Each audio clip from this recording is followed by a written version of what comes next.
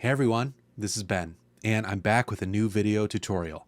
If you've been following me on Twitter or Instagram, you might have seen my latest pieces for a series called Tiles. They are short animations featuring controls and physical looking products. How did I model these? With a new tool I've been learning called Plasticity. In this video, I want to show you how to get started using this new 3D tool. So let's dive in.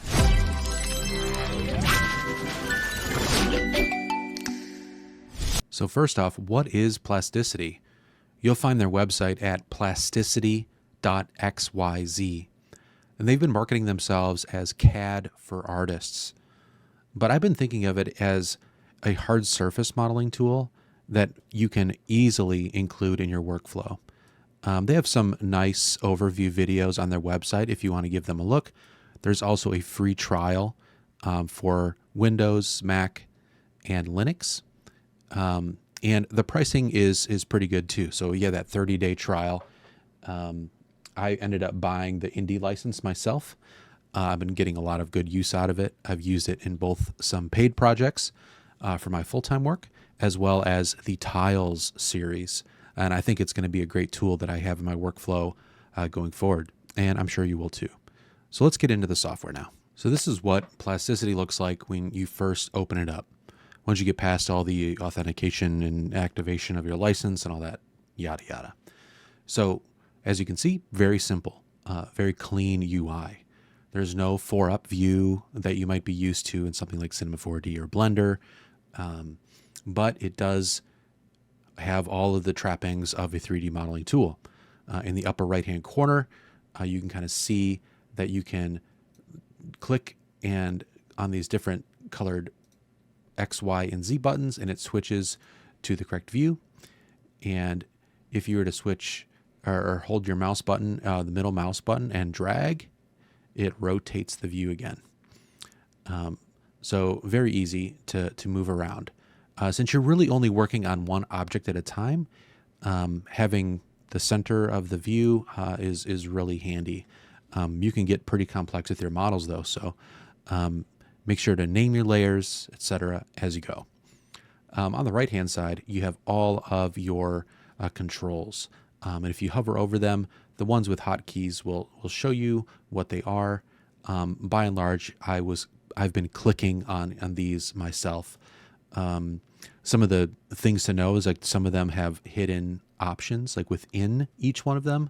So for example, the cube tool, they call it the corner box. If you click and hold, it opens up this little drag out menu. And I've been finding I use the center box quite a bit. I'm hoping there's a way that they can let you change it so that's like the one that you want is the default. Because having to click and drag out for like a center box every time is kind of annoying, I guess is a blunt way of saying it. In any case, it's like that for all of these. So if you were to click on get out of this, a cylinder, that one always does from the center. There's also these rectangle tools, which we'll get into as we use it. But from a very base level, let's just think of starting to add another cube to our scene. So we have this default cube, which I'm sure everyone who uses Blender will love. And if you were to create a new object, you'll notice it starts with this box modal in the bottom left, and we click and drag, or we click, let's do that again. We click and then drag. You don't click and drag at the same time. You click off and then you let go of the mouse, and you'll notice that it starts to create like a shape of what you're going to make. So let's say we want to make something like right here, and it automatically will snap to some edges. And I think you can also hold down Shift or Control in certain instances, and it will enable or disable snapping. So it's very handy when you're trying to match a shape to an already existing edge, which you will want to do a lot, trust me. So we're going to create something like this. So we'll have like this little ridge coming up, and then it will pop up. And you'll see like how tall it's going to be, and you can change this. And once you lock it in, you can go back and change it. So let's do that. And once you click, if I were to hit OK or enter on the keyboard, it would actually Boolean this cube, this new shape, this new rectangle shape, to the default cube. Sometimes you might not want that. Sometimes you do. In this case, we'll just say OK, and we'll combine these shapes.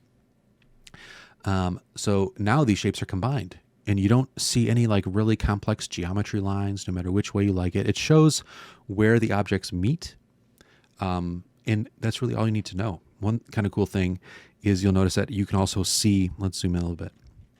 You can also see the lines of the geometry through the object and even select them. So you don't have to like rotate around, click an edge, rotate around again, click another edge. That would be very tedious. You can kind of just click through to these edges and adjust them. So one of the very first things you might want to try is adding some bevels to your object. So we want to add like some really cool looking bevels to this center spire. And if we click on one of these edges, you'll notice this little selection tool appears. Let's do this one in the front here. And if we click and drag, it makes that bevel. If you drag it in one direction, it makes a curved bevel, and the other way, it makes a chamfer. So these are really, really nice. Now, if I were to let go, click and drag to a spot, let's say I want it like right here, and I let go, I can also go into this box in the bottom left and adjust some of these values, although it can be a little finicky, and you can change the depth of these different shapes. If I click undo, it just undoes all of that stuff. There's no like undo stack in that modal, which I hope they add in the future. So let's go back to this. And so let's say we wanted the bevels on both of these sides to be the same. So let's select this bevel in the front and the one behind. And if we drag both of them at the same time, we get the same exact bevel. Now you could do this by knowing what the values are here in this box in the bottom left, but a lot of times you want to select all the objects you want to adjust at once and apply those bevels. So if we hit OK, then our changes is baked into our model. You'll notice that it's still one object in the object list. Unfortunately, there's no parametric shapes that persist when Boolean operations are done within Plasticity. So just keep that in mind as you're building your shapes. Now, if we wanted an object cut out of this, we could do make another shape. In this case, we're going to make a cylinder, and let's add it to one of the faces here. And you'll notice that it likes to center, and it tries to find like a good center point, but we want the center point to be like right here. So we're going to do that. And because it's detecting the face, it knows what face I clicked on. And we're going to make this like it's a hole cut through. So if we drag the cylinder through it, it's going to cut the hole for our shape. So that's really handy. And then again, if we want to just create this cylinder and have it be a separate object, we would hit X in this cylinder box, and it would unselect it from the shape. You notice the Boolean goes away. But if we click it again, can we get back? No, we can't. So let's hit OK. We'll create this object. So now we have two objects, and we can move these and have them move it and be centered a little bit. Actually, no, I need to switch object mode and then center it. So let's center that object. So now we have very basic cylinder inside. And let's say we wanted to model this, or then Boolean this cylinder and have it removed. We could do that very easily. We select both shapes. So if we click on the base shape and then hold Shift and click the cylinder and then hit Q on the keyboard or this Boolean button in the bottom left, you will be able to click. It'll activate the Boolean. And by default, it like hollows out the shape, and it's going to remove any geometry that is outside of the boundaries of the original selection that you made. So we're going to do that and hit OK. So now we have our shape cut out. and it looks pretty great. We might wonder how to add additional detail. Well, we could keep slicing away with booleans and make the shapes that we want to make. We can then even add bevels to like the whole exterior of the shape, which is very easy to do. So let's switch into edge selected mode. You notice in the upper left-hand corner, there are different selection modes that you can switch between. If you hold shift and activate them, it will have multiple selection modes active at the same time. But you'll notice earlier when I was clicking, it was selecting a face of an object and not the object itself. So sometimes you just have to click on one of these to make it the only type of selection mode that's active. And you can get used to using the hot tools too. So 4 for body, 3 for face, 2 for edge, and 1 for control point or like a vertex point. So let's imagine we're going to add some bevels here. In fact, let's not imagine that. Let's do it. So we're going to have some edge selection here. Now, if we were to select one of these edges, in some cases, Plasticity will bevel an entire loop around an edge. So let's see if it'll do that. We've done some Boolean operations here. Let's see what it does. Nope, it's only doing the one that's selected. And we can create some really cool looking shapes by doing these kind of bevels. And it probably is thinking they might want to do like a cool like arch that kind of like peaks up here. And that does look cool. So we'll do that. And then we can, if you right click it, it completes the operation. That's what I'm doing. Instead of hitting return, right click works too. So let's select one of these edges. And if we we can bevel it again and we can dial these all in. So if we wanted all these bevels to be the same, we would select multiples, even the ones like underneath and behind and on the right and up here and get all of these right. Sometimes you just got to click and get them all. I think sometimes Alt will also click them. Yes, Alt will select them as well in certain instances. And that could be very handy if you don't want to have to click a billion times like I'm doing right now. It doesn't always work though. You have to it has to know that there's like an edge there. So now we have all of these edges selected and we can drag these all together and it will like cap out. So like the biggest bevel it can give without the geometry starting to intersect, it'll do that. But you notice the box turns red. That's like, oop, that's too big. So we go back the other way and we give it like a really slight bevel. Then we hit right click and it completes it. We also might want to wonder how to do extrusions in a shape. So if we go into face select mode, we hit 3 and then we select a face. You'll notice it has a different look to the tool. So if we just drag this, it makes an extrusion. Pretty nice. And we right click to apply it. We also might want to inset a face. And I believe it calls that something different. It's just called offset. So if you hit O and then drag on your mouse, it offsets the face. You notice it's kind of creating a new set of geometry, a new face within it. And you hit right click to bake it in. Then you can select that face interior and then click the selection and just drag it. And it makes the side of the face go in or out. And you can adjust this however you like. And the cool thing about this type of tool is it does it, you can go back and edit it again. Whereas in other tools, it might extrude again. This one just lets you keep going. And you can select different faces and do cool things. And it starts to do weird things like, why is it going like up now? It's because it thinks like you want to have some kind of shape at the top, which it can have like a lot of interesting results. So then you could take something like this, these edges, and we can bevel them too. And we have like a cool shape going. Getting something like this in a traditional modeling tool would be very challenging because you'd have to think about if you're just like doodling and you're just sketching out shapes, it can be very challenging to think like, okay, what's the geometry going to be like? But now with this kind of tool, we have the freedom to just model without fear of geometry and add bevels and insets and things like that very easily. So that's the basics of this kind of modeling.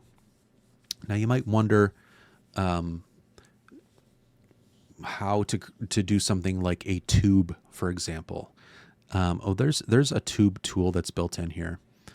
So what we'll do is we'll hide this shape, and we'll start with something very basic. We'll start with a line. So let's create a line, and we just click on the origin, and we're going to create this line along this axis. It's going to be 2. We'll right click. We'll just have one line. Very, very simple. And they call them curves. So just beware of that nomenclature. And if you look at the bottom of the screen, there's something called a pipe. So if we click on the pipe tool and we zoom in, we can kind of see that we have our pipe going. And there's 2 controls. There's like that exterior one and the let's see what kind of options I have here. Boop, boop, boop, boop. We go bigger, drag this handle. It's pretty cool. And we can make this bigger, thicker tube or a thinner tube. And this is really nice for adding some tube-like geometry to your to a curve that you might have. And then you can model on top of this. You can Boolean things to this. It works just like the other shapes. So if you hit OK, it actually creates a new shape called a solid, and your curve is still there. So it's not like this curve goes away, but again, they're not tied together. So if I were to take this curve and move it around, if I hold the G or hit the G key, it activates the move tool, and I move this around. It doesn't change like where the tube goes. It's not like a dynamic spline like in Cinema 4D where you have spline dynamics and all that stuff. It's all kind of like one and done. You made your shape. But I mean, this curve can be anything you want. We'll get rid of this, and we'll create a spline curve. But we can make this go, look like a curve, and it curves around, and it does some cool stuff. And we'll just leave it like that. And again, we can add a pipe to it and do all the same things. Make the pipe bigger. If we click and drag, we can make the opening bigger.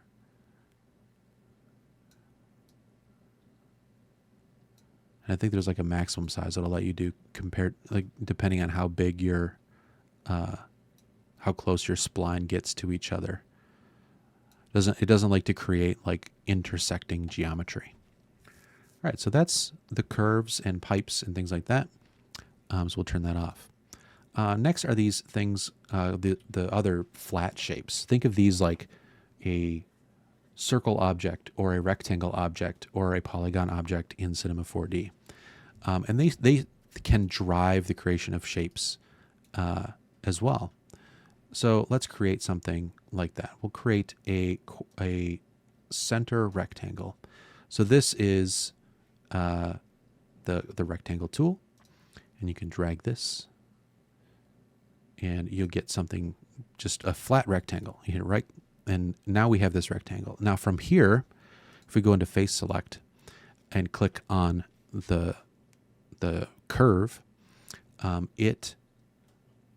we can then extrude a shape from this, just kind of like the pipe tool did with the curve that we had before.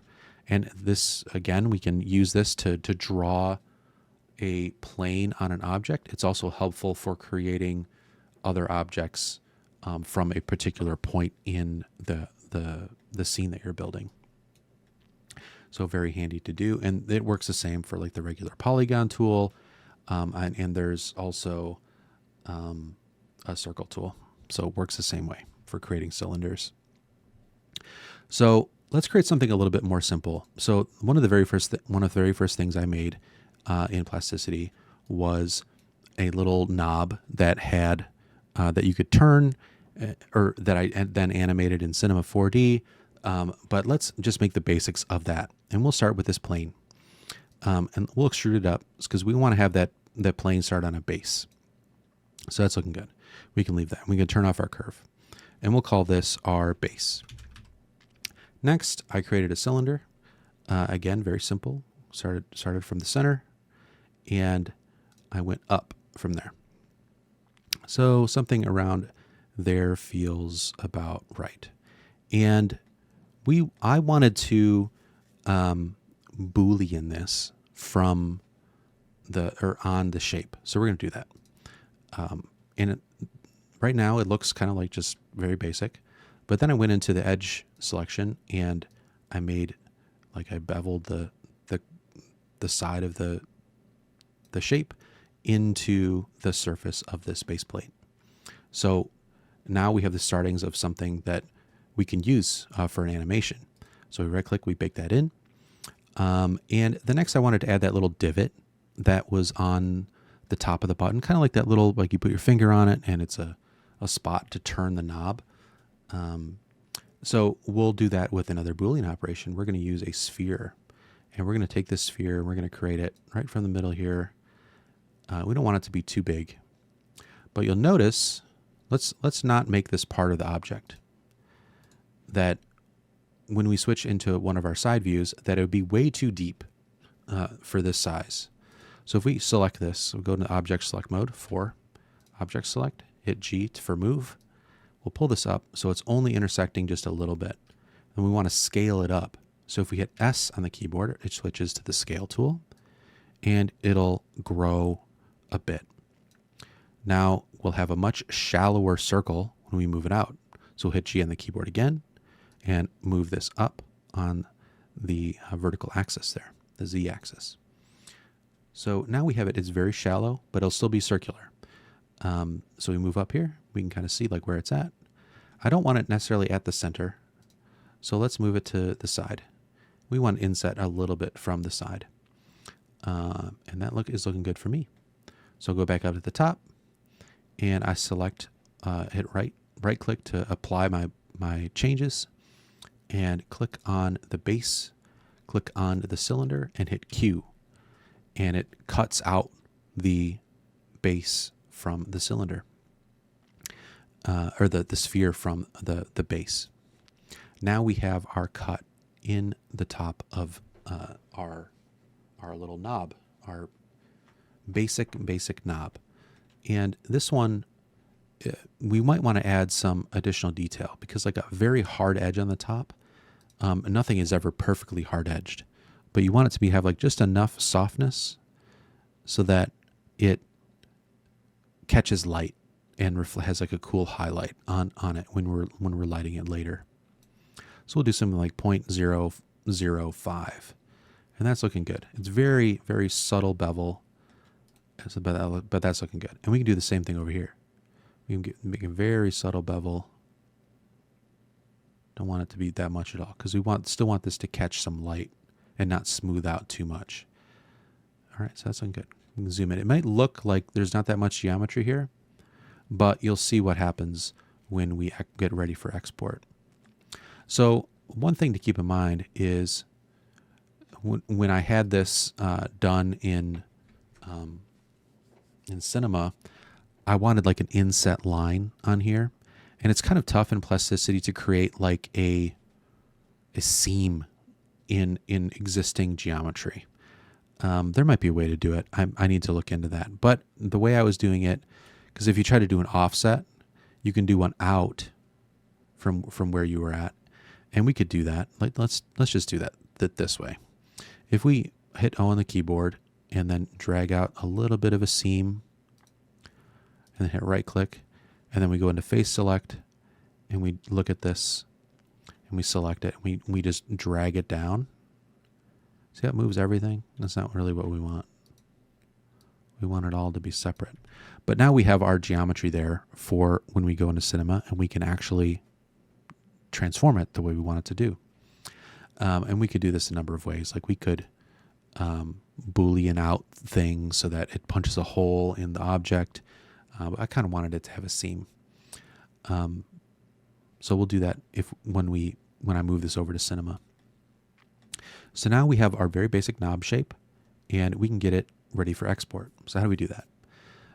Well, Plasticity has some great export tools. If we go to Export and Save As, and I'm just going to save it on my desktop, and we're going to call it a wavefront OBJ file, and it's just going to be knob 01. And we're going to hit save. And it's going to give us a bunch of options. Now, you might think like, oh, I need to go into quads. But you'll notice that the quads aren't super great. Like, they're doing some wild stuff. And I found when exporting, it works best to use n-gons. And you might think that's counterintuitive, but trust me, it's not. And if we change this density to 1, you get a lot more geometry. And then if we set our min width to 0.005, you get a lot of that fine geometry, especially in bevels. You can go even smaller than this if you want, like 2.5, and you'll get more curvature on bevels that you've made, which is exactly what you want, because we don't want to have to remesh this in Cinema if we don't have to. And then we go to max width, and we set this to something like 0.25. So now we have some better geometry. I mean, it's not perfect. Like if you were to zoom in and look at like where seams line up, like some of them do, but then others, like you'll get some weird stuff going on, especially in more complicated topology. But it's not actually too big of a detail because it renders looking great. And you'll see that when you try it out yourself. So if we hit OK, we'll have our object exported. So let's just jump over to Cinema real quick so you can see how it goes importing a shape like this into Cinema straight from Plasticity as an OBJ file. So here we are in Cinema. We're going to drop our OBJ file right into this open file by clicking and dragging the file and holding down Shift, and it'll open it up. And you can delete everything default. It's just fine. It makes things pretty small though. So what I like to do is take it and then scale it up, and you can go like 1,000% if you want. Why not? And we can zoom in. And you'll notice the axis is not the way we want it. So hit R on the keyboard, rotate, so we get a nice 90-degree axis. But it's already looking pretty good. Like the geometry came in looking great into Cinema right off the bat. So let's get it ready for rendering. You'll notice that when you import to Cinema, it has a base material. And this material isn't like a Redshift material or anything. It's just a very basic material. We don't need it. So select it, delete, and then delete it from your material manager. So now we have no materials in our scene. And you notice that we don't have our seam yet. So if we go into face select mode and we select our seam here, and I don't think it'll do a loop selection. It might. It does not. But we do get a loop selection here. So we'll take the seam from this particular piece and hold down on our keyboard, MT, and we scale and drag down. So now we have like a nice seam in our knob. Now, what if we wanted to have this knob as a separate piece? Now we could have like Booleaned it out in Plasticity, and that's what I've done on other projects. But for this one, this is actually how I did it when I was first learning. So you get to see how I did it. And we can select all this geometry here. So let's do another loop selection, but we're going to loop selection like this curve that's inside here. So we're going to get all of this geometry here. And we're going to do a U, hit U on the keyboard, and then you'll notice F is fill selection. So if we hit fill selection, it's going to fill in everything around that loop. So now we have all of the geometry outside of or inside of this knob. So if we right click and then hit split, we'll have a new shape here. So we have one with the base and one with the base one, which we'll call the knob. And if we go back into our base and we select it and hit, and then I think you got to click it again and then hit delete, we have no more geometry in place of where this knob was. And you might think our seam is there. Why can't we see it? And that's because of the way the normals come in from Plasticity. It automatically adds this normals tag in normal tag. And if we were to delete this, you'll get some more, you'll see what the shape looks like because it's going to use whatever normals that it has. So that's looking good, but you'll also notice like some weird like banding and stuff. So sometimes I like to leave the normals tags because it actually provides a pretty good result. Like you don't have to worry about banding and things like that. You'll get really smooth looking renders straight out the gate. So materials work exactly the same as you might think. So let's pull up some Grayscale Gorilla stuff. I'll open up my Plus library, and we'll use a keyboard material that I really like. So if you could just go in all, click keyboard. I'm going to use Redshift, and we'll use the keyboard key. We'll drag that in, and that'll look nice.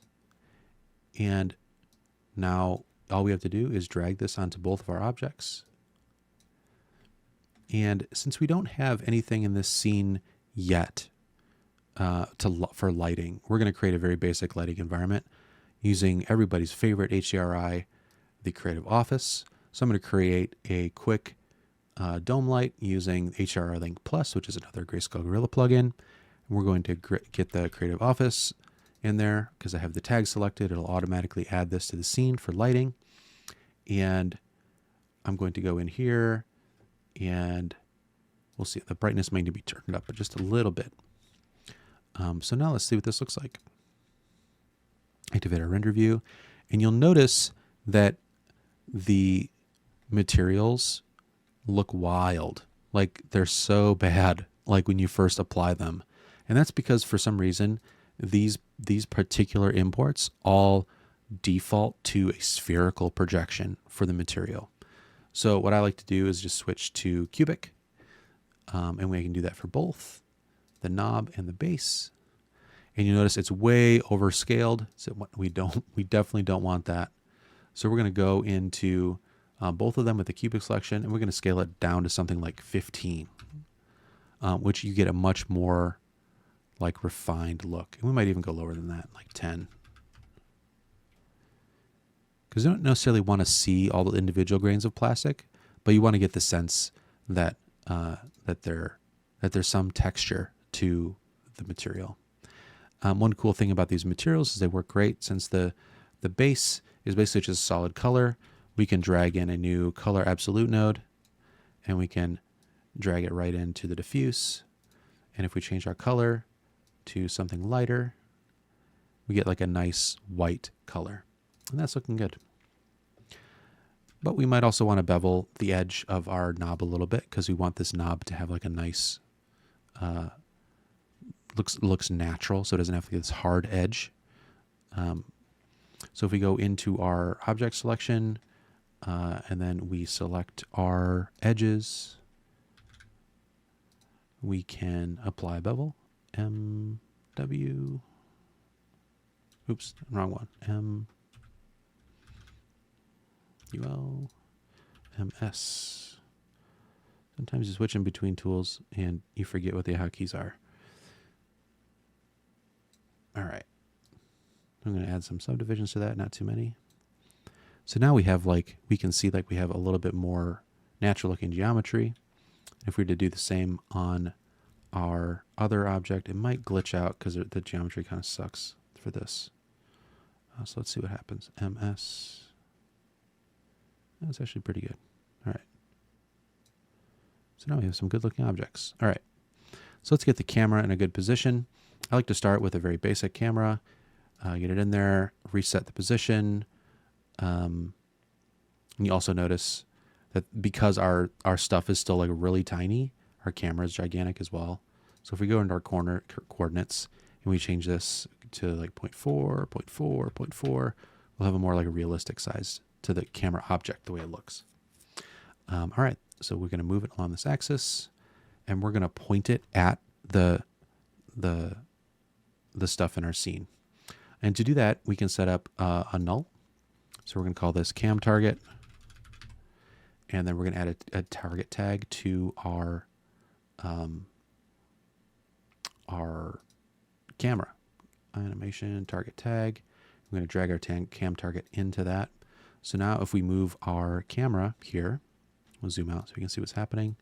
If we move our camera, it will always point at our center point. So that's what we want. If we move our center point now, it'll point to where that is.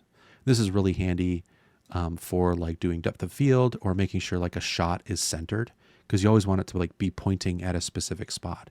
So now if we pop into our cam view, and we can push like right in on this shape, and it's going to look really good.